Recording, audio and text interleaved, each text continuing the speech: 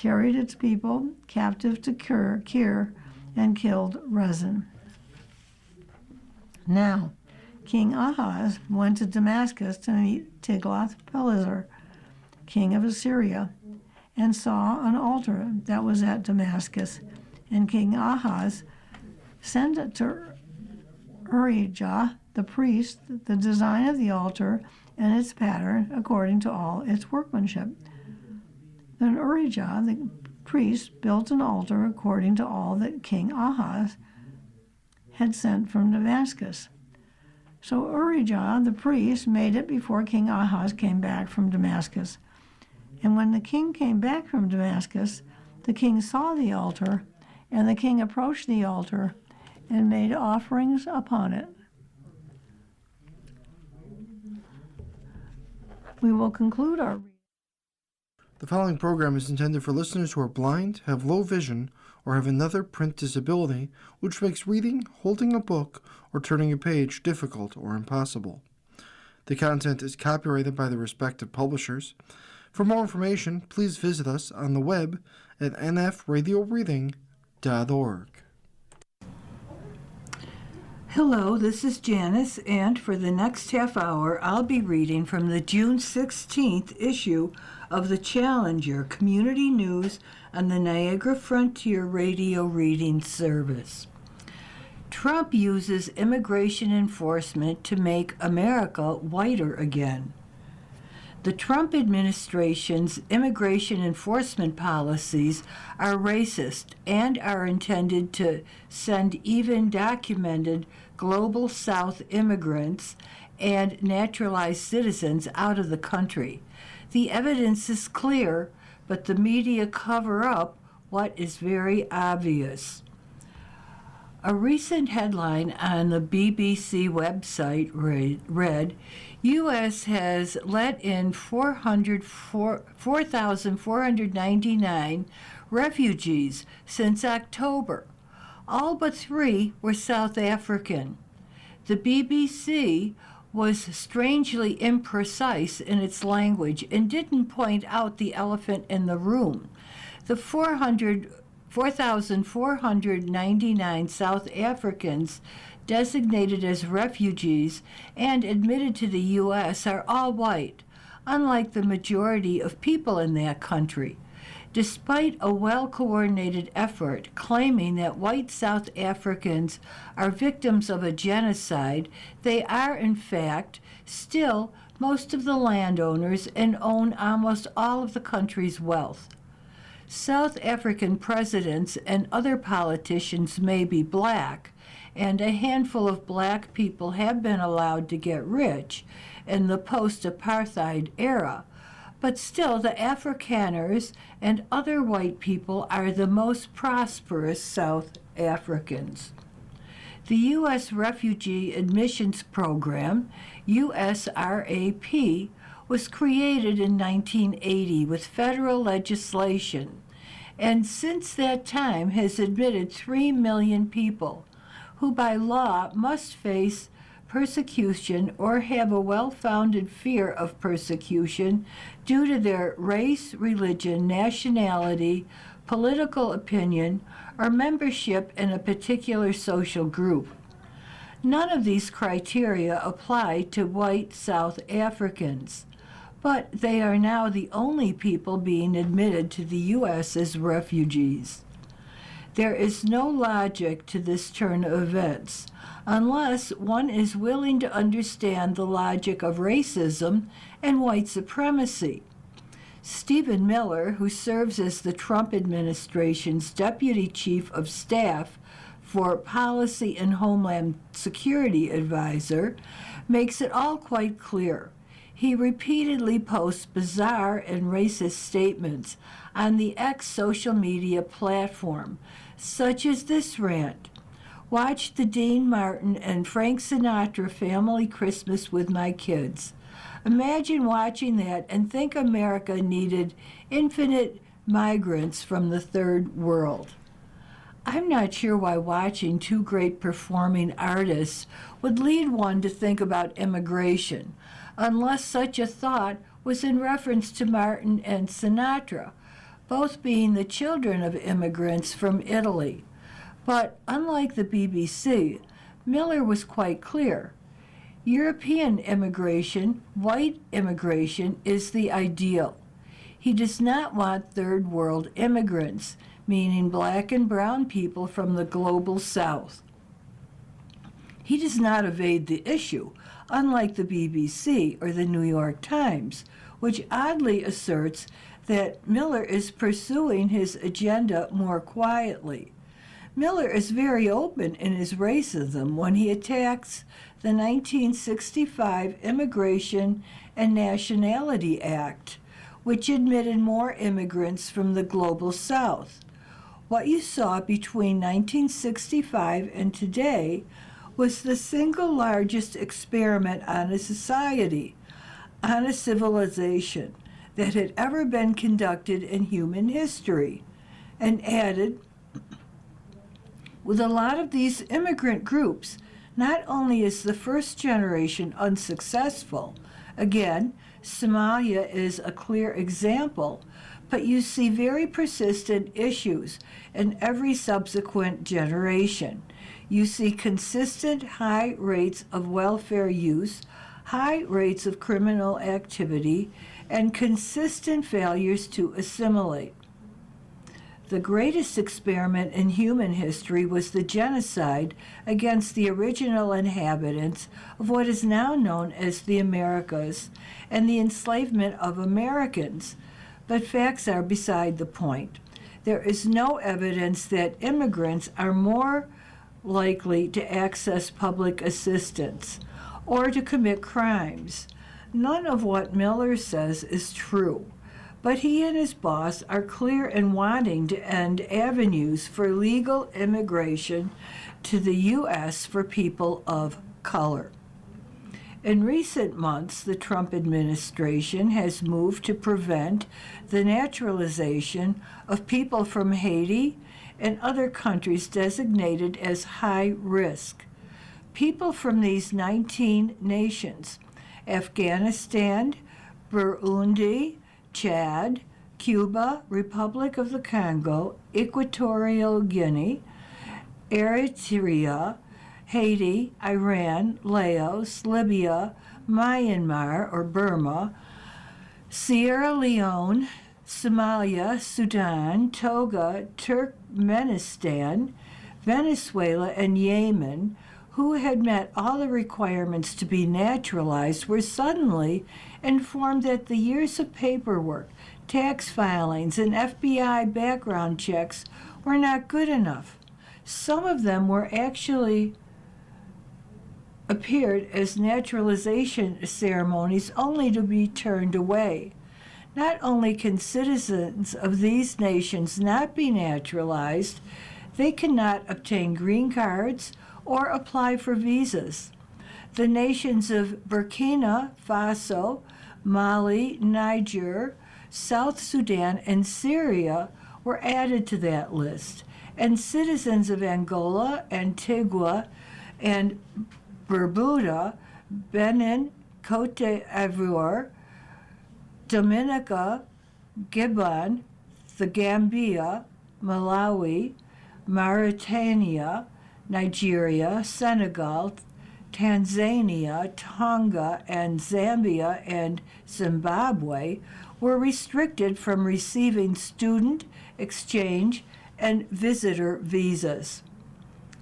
As if there was any doubt that keeping black people out of the U.S. was a Trump administration priority, the president himself continues to focus his obsessions on black immigrants. Haitians are a particular focus of his hatreds, and he proved it by posting a video of a murder committed by a Haitian man on his Truth Social platform. The video of her brutal slaying is one of the most vicious things you will ever see.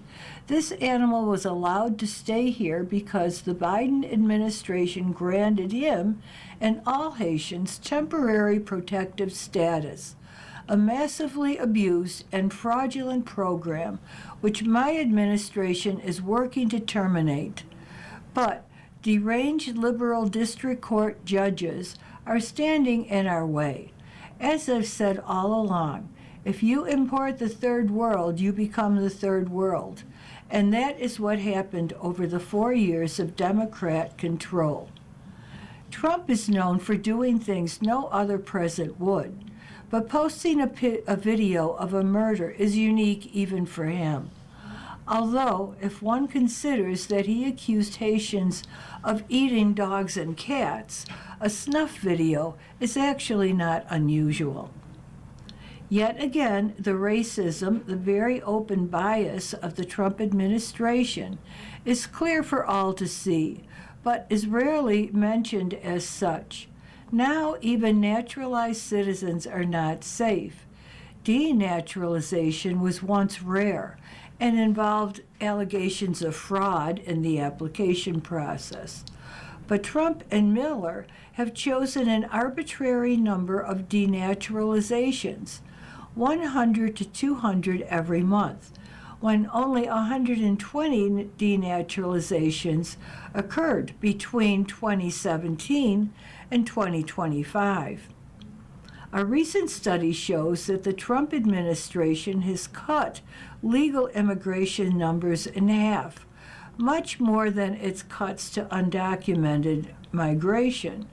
This statistic proves that arguments against undocumented immigrants are actually a smokescreen meant to obscure the effort to cut all immigration from the global South. The Department of Homeland Security, DHS, suspended processing many green card applications, allowing Immigration and Customs Enforcement, ICE, to arrest legal immigrants, including refugees, asylees, and spouses of U.S. citizens. The agency responsible, U.S. Citizenship and Immigration Services, USCIS, has worked with ICE to set these legal immigrants up for arrest by failing to process their applications. It is worth remembering that the U.S., Canada, Australia, and New Zealand are all settled by English-speaking Europeans, have periodically limited or banned non-white immigrants. Having invaded the lands of brown-skinned people, they all proceeded to declare their countries as white only. The black people there have increased to such an extent and have gained such power that the jurists and statesmen there pause and look with fear upon them, said an Australian, speaking of black Americans during a 1901 immigration debate. Canada once excluded any race deemed unsuitable to the climate and requirements of Canada. And the U.S. Immigration Act of 1924 restricted immigrants from Southern and Eastern Europe and banned most Asians entirely. White people invaded other nations and then proceeded to declare them as fit for whites only. There were protests and outrage expressed when bans on immigration from certain countries took place during the first Trump administration. Now the response is muted, and racism is rarely mentioned as the cause of the immigration crackdowns and plans to build warehouses across the country for the purpose of incarcerating immigrants. In California, the Border Patrol violated a federal judge's orders to end sweeps. In New Jersey, court orders were violated in immigration cases more than 50 times in 10 weeks. And in West Virginia, immigrants are wrongly held in jails across the state. The goal in each case is the same: to make America whiter again. But the trend is rarely described that way. Of course, the U.S. will not get any whiter.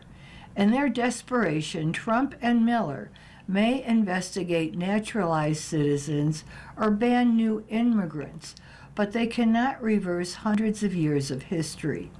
And they can't get rid of millions of people they want to send away. They can make their lives miserable, they can break laws and defy their MAGA base, who are no more enthusiastic about immigrant jail warehouses being located in their communities than are residents in blue states. They may import racist white South Africans, but they can't undo the 3 million refugees admitted before the Afrikaners were. The U.S. non-white population is growing, and Trump and Miller can't stop it.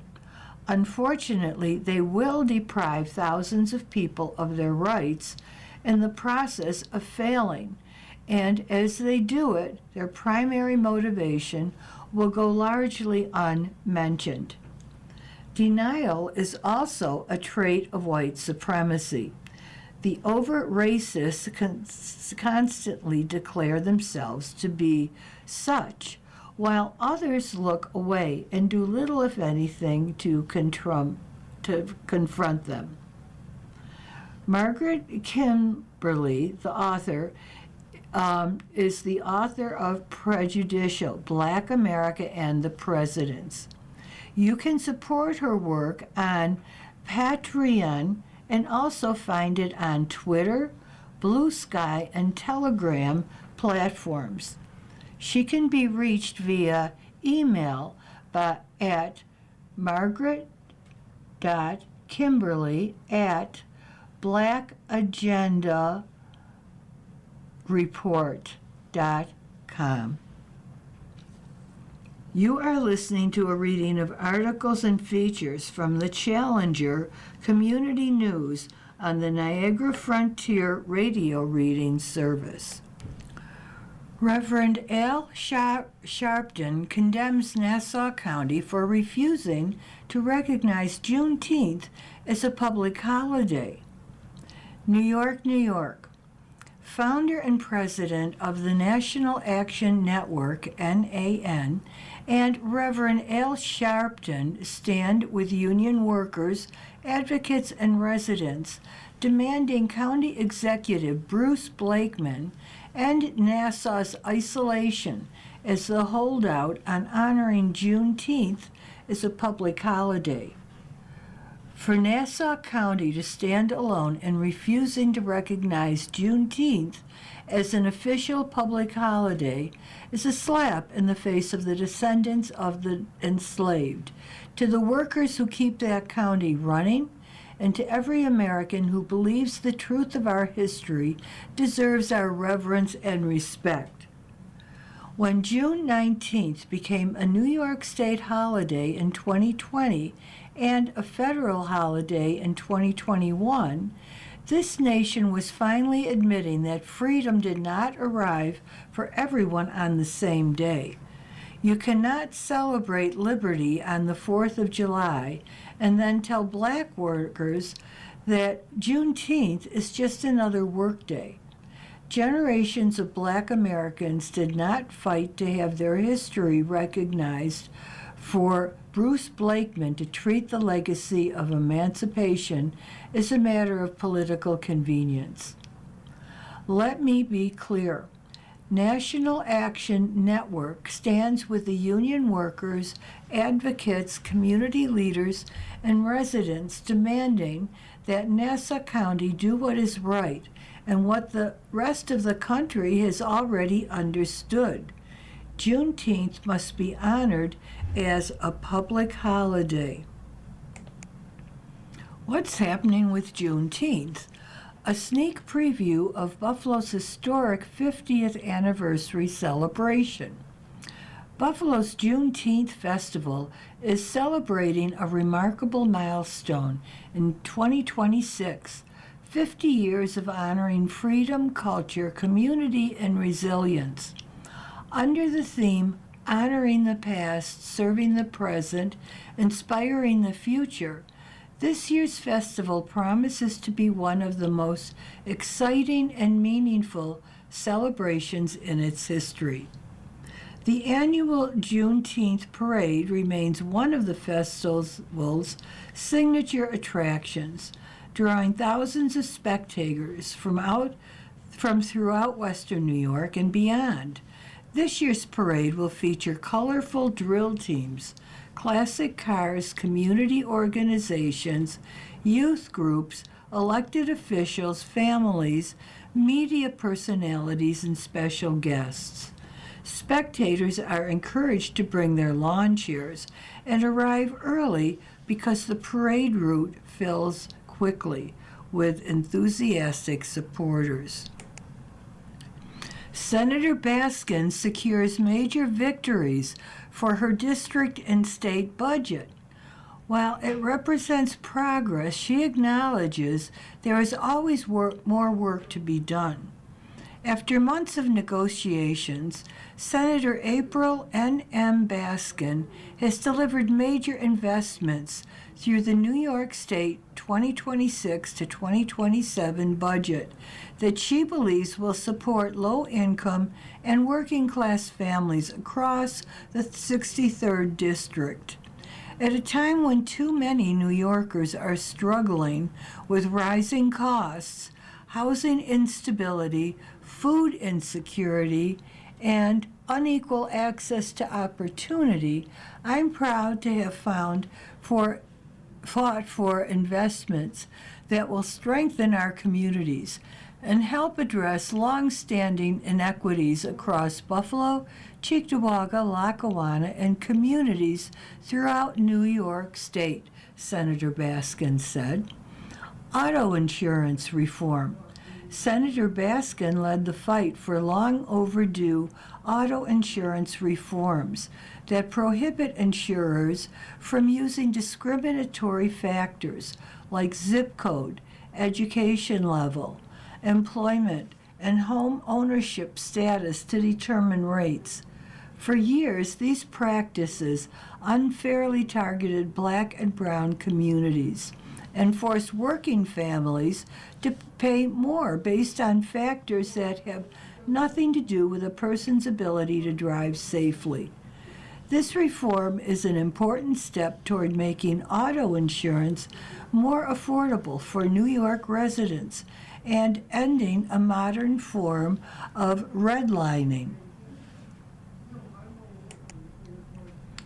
Housing, neighborhood revitalization, and food access.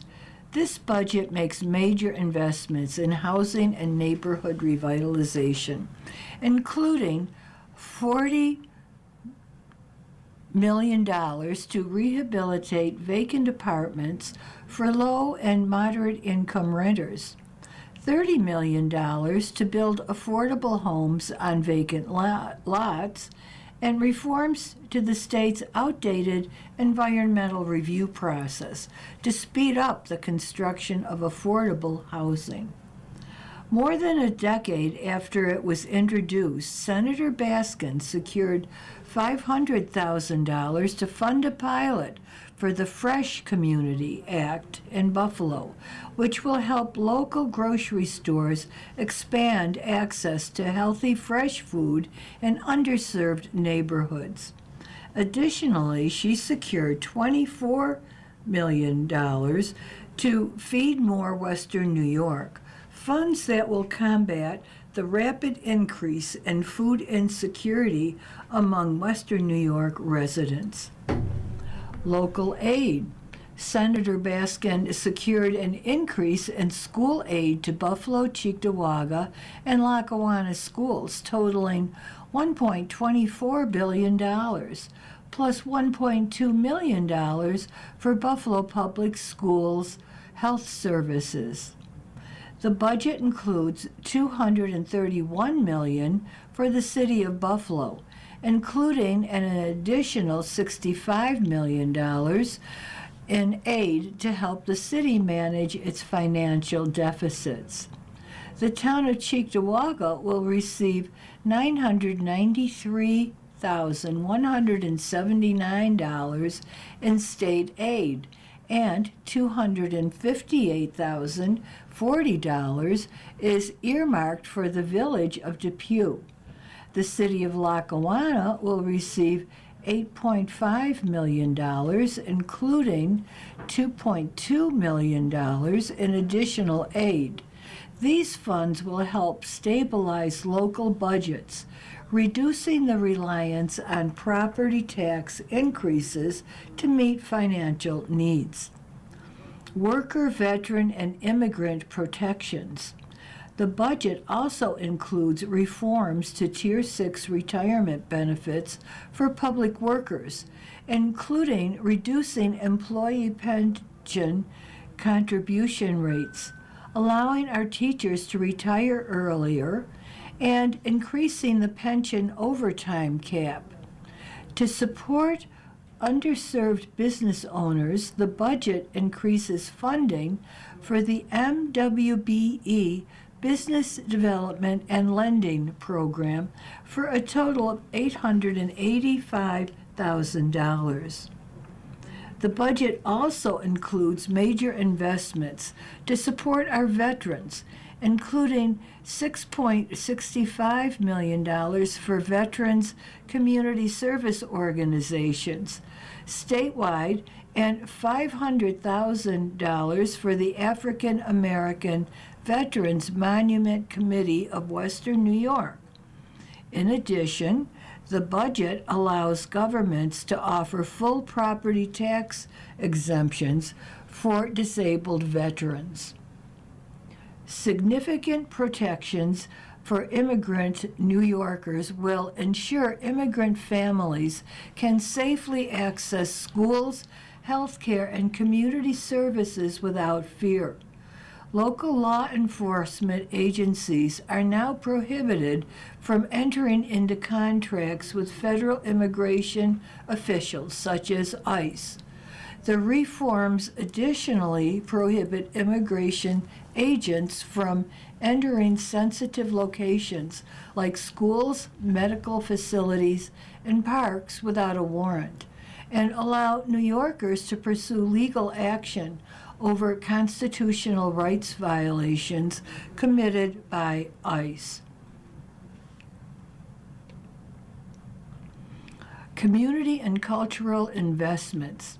Our community service organizations, which provide critical resources and assistance to serve Buffalo's East Side and District 63's most vulnerable communities, are receiving millions in funding. This year, Senator Baskin secured $400,000 for neighborhood legal services to provide free legal aid to low-income residents, and $250,000 for the Western New York Law Center's Small Business Legal Clinic. Jericho Road, a community health center that also provides temporary shelter and legal assistance for refugees and asylum seekers, will receive $300,000. Additional investments include $200,000 for the Michigan Street African American Heritage Corridor, $200,000 for the Buffalo Center for Arts and Technology, $400,000 for the Boys and Girls Club of Western New York, and $180,000 for the Osborne Association's Family Works program in Buffalo, which works with incarcerated fathers. An avid supporter of the arts, Senator Baskin secured $200,000 each for the AKG Museum and Arts Services Initiative of Western New York, along with $1 million for Art Park and $1.2 million for Shays Performing Arts Center. While there is always more work to be done, I believe this budget represents meaningful progress toward reinvesting in communities like Buffalo's East Side that have been left behind for decades. You have been listening to a reading of articles and features from the June 16th issue of the Challenger Community News. We read from the Challenger Community News every Saturday at 8:30 a.m. Your reader has been Janice. Thank you for listening. Coming up next in the Niagara Frontier Radio Reading Service, we have a reading of the Batavia Daily News. Following that at 10 o'clock is the East Aurora Advertiser, and at 11 we have the Niagara Gazette. Stay with us for these readings and more throughout the day. You're listening to the Niagara Frontier Radio Reading Service. Our volunteer radio readers broadcast daily readings of printed matter to our listeners who are blind or have a print disability throughout Western New York and Southern Ontario's Niagara Peninsula. The Niagara Frontier Radio Reading Service has brought nearly 40 years and more than 300,000 hours of radio readings to those without sight. Our broadcast signal is provided at no charge by WNED. For more information, call us at 716-821-5555.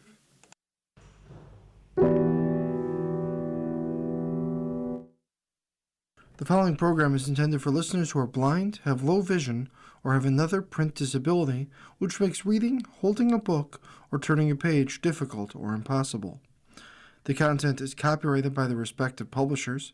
For more information, please visit us on the web at nfradioreading.org.